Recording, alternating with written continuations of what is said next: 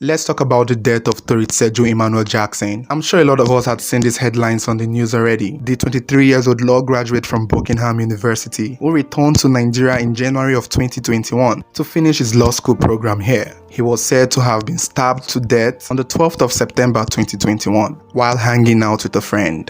Now, from the story, it was said that TJ got a phone call on the 11th of September from a friend inviting him to somewhere in Wuse Zone 4 in Abuja. I'm not sure, but it's been said that his family were not familiar with the friend. I'm hearing the friend name is Sani. So when TJ left with his friend, the next day on the Sunday around 4 a.m., his family got a phone call from the police to come and identify a body. It turned out TJ had been stabbed to death. Now, when I first saw the news of a young boy who was stabbed to death at a hotel, I just figured, well, another day, another tragedy. In my head, I was like, okay, maybe he fought or he was with his girlfriend and they fought, and I just figured it was something like that because the blogs are not exactly giving all the details. So I figured I was going to do it as another content on my page until someone reached out to me on Instagram and decided to talk about this case. She claimed they went to the same church, and she also claimed she had the CCTV footage of the day the incident happened. And of course, I requested to see it. Now, I don't have the right to share the CCTV footage, so I'm not going to show it.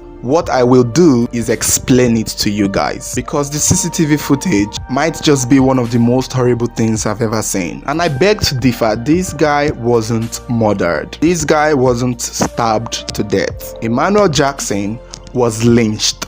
This young man here was lynched to death. So I'm going to be graphic a little, and trigger warning is in effect. If you have a light stomach, this is a good time to stop watching this video now. So the CCTV footage starts off at the hotel lobby. I'm not sure which hotel that is. I was told it's top rate hotel or top rank. I'm not very sure. In the lobby, you could see Toritseju and another guy. I want to guess that is the friend who had invited him from his house or who had called him out of his house. So they are in the lobby talking to the reception as though they wanted to see someone who was already lodged at the hotel. You could see Toritseju trying to make a call or trying to call someone, as if they were trying to call the person who they had come to see to let the person know that, okay, we are here at the lobby. That was actually how I see it. Soon enough, they were done talking with the hotel receptionist, and I think they went up to see whoever they were supposed to see at that hotel. The next time we see Toritseju and his friend, they were coming out of the compound, out of the gate of the hotel into the parking lot. So you can see them leave the gates into a street where cars are parked. So this is where things start getting really sketchy to me. I will come back to that his friend later because I am suspecting him. Like I've said this before and I say it every time on my page, the killers are usually not strangers. And the only way a stranger can successfully kill someone is with the help of someone who is not a stranger. So we see TJ going first. He was just leading into the dark street. So this video is quite dark, so the images are not exactly the brightest. TJ is going and the friend is behind. Then they go into a dark corner where you don't see anything. The next thing we see is, TJ being held by someone and being stabbed in the stomach as though he has been stabbed already and he's running down and the person is still holding him. Before you just know it, it's escalated so quickly. You begin to see about 2 to 3 guys viciously stabbing this young man. This young man is trying to run away. He's trying to go back into the hotel, but the gate is locked, so he runs around the park. But these men kept running after him, holding him and stabbing him. This is why I tell you that this is a lynching here. They kept stabbing him. They kept running after him, holding him, making sure that he doesn't get away.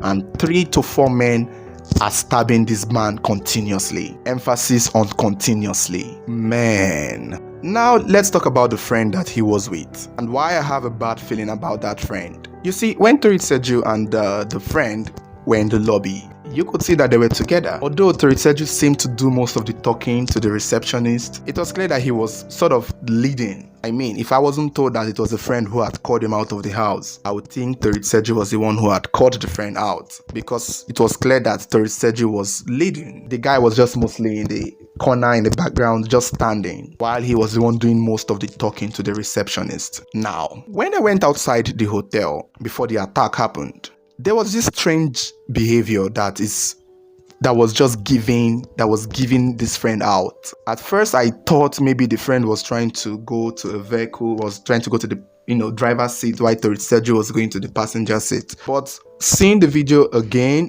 I have a very strong feeling that the friend knew what was about to happen, because as TJ and this guy comes out of the hotel gate, TJ is seen moving forward and the friend is seen drifting. Like the guy was on his phone typing, and then he just went to the fence of the hotel. Like if you're looking at it from a close angle, it's almost as if they were not together. It's almost as if TJ was going on his own and this friend was another person just going on his own. The way the friend drifted from Toritseju moments before the attack, it gave me a Peter betraying Jesus kind of vibe. It was almost like he was trying to remove himself from him to let whoever was standing by, because these people who came to attack him were already in ambush. They were waiting for who they were waiting for to come out. And when you see the people attacking him, there was a moment where I noticed one of them looking back, looking towards the friend, sort of. Meanwhile, the friend there, I'm not sure if I was seeing correctly. Like I said, the image was not very clear, but you could see someone running away. So I figured that was the friend running away. Now, I'm not saying the guy might be 100% guilty, but he gave the vibe. You cannot be walking with somebody as your friend and all of a sudden just give a very long distance. You just stayed behind, let your friend keep going forward, and then you move to a corner. Nah, it's giving. The friend knew what was about to happen. The friend knew that this was going to happen, because the 4 people or the people who attacked, they all gathered this young man here. It wasn't as if some were chasing after the other one. All 3 to 4 of them were on this one. This was who they wanted. It was clear that Toritseju was the person they were looking for. It was not an accident. It was not a mistaken identity. Whoever those monsters were, they came for Toritseju Emmanuel. I have never seen such viciousness in my life. These people stabbed this man like they were angry. They lynched this guy like it was personal, like he had done something to them. At first, I thought it was a robbery gone wrong. Maybe they wanted to steal his phone. The viciousness was extreme. The viciousness was just unbelievable. Because if you want to steal something or rob someone, if the person is running away, why are you still chasing after the person and holding the person back and you're stabbing the person? It's not a robbery. This was pure assassination. Now, I don't know if these people knew this guy personally, but I feel that those people were sent and paid to do what they were supposed to do, because they must have followed this guy to that hotel, because they were waiting outside. They were waiting for these monsters were in ambush. They were just in their positions, hiding behind the vehicle, waiting for who they were expecting to come out.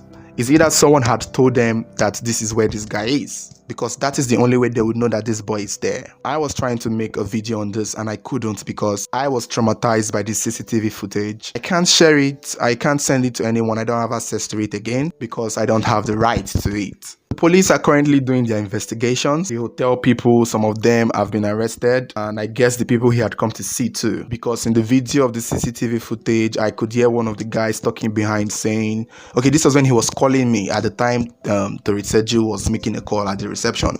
I am guessing he was the person in the hotel they had come to see. If this guy wasn't targeted for assassination, then probably they are just a group of bloodthirsty monsters moving around Abuja looking for who to just stab for fun. And if that's the case, everybody should be worried. You watching this video should be bothered. If you're living in Abuja, you should not even be able to sleep at night, because there are vicious people out there looking for people to stab.